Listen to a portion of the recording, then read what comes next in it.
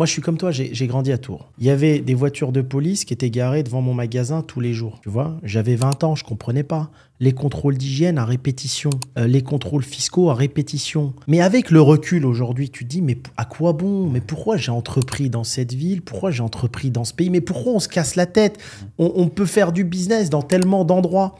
C'est parce que tu es dans un pays, comme je l'ai dit la fois dernière, en opposition. Des fois, tu as ta banque. Oui. Tu as ta société, comme tu dis, tu fais des mauvaises déclarations. Les gens, ils ne se rendent pas compte, mais avoir des banques, ils se disent, bon, je vais avoir une banque ici, une banque dans un autre pays, en Europe, etc. Mais ils ne savent pas que les données, elles transvasent. Et souvent, tu as des contrôles fiscaux qui partent de là. Mais ça va même plus loin que ça. Déjà, quand ils te font un contrôle fiscal, avant même que tu le saches, ils prennent tes relevés bancaires. Ils travaillent qu'avec la banque. D'accord ? Ensuite, il y a en France ce qu'on appelle le train de vie, la vérification du train de vie.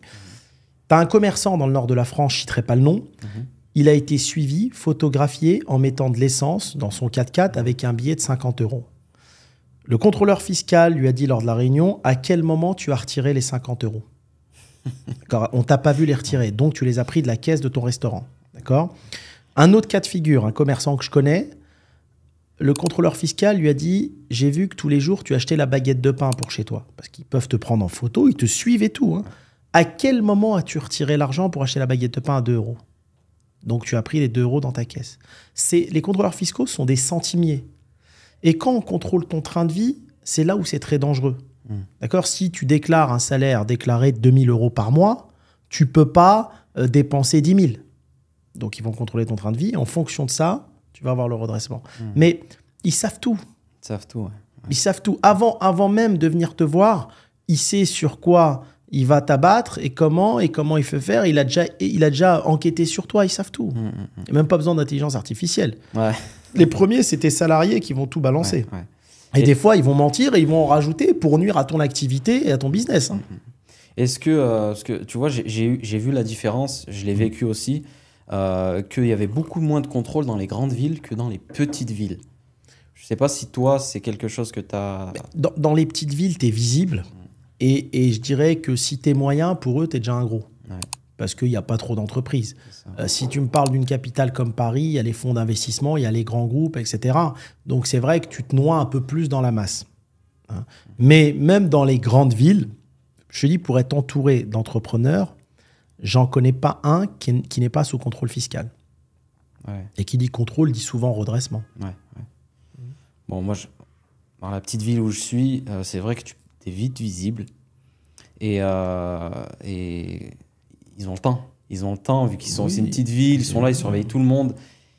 Moi, j'ai galéré. Franchement, j'ai galéré contrôle. La première année, bon, nous, on est dans une artère, l'artère principale de ma ville, une ville de 20 000 habitants.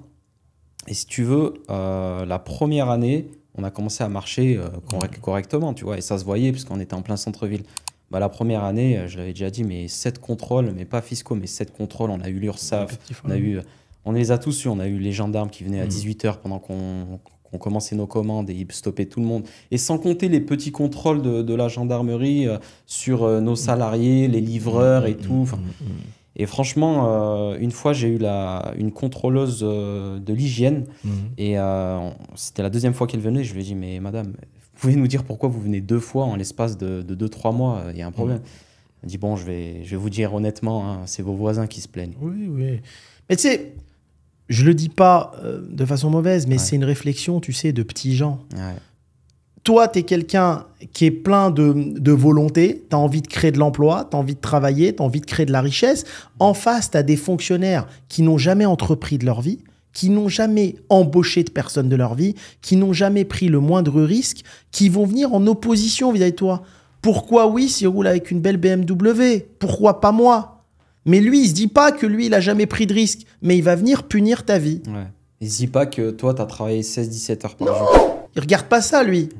Il regarde comment il peut te faire fermer ton restaurant. Parce que tu respectes telle ou telle chose. C'est tout. C'est un pays en opposition.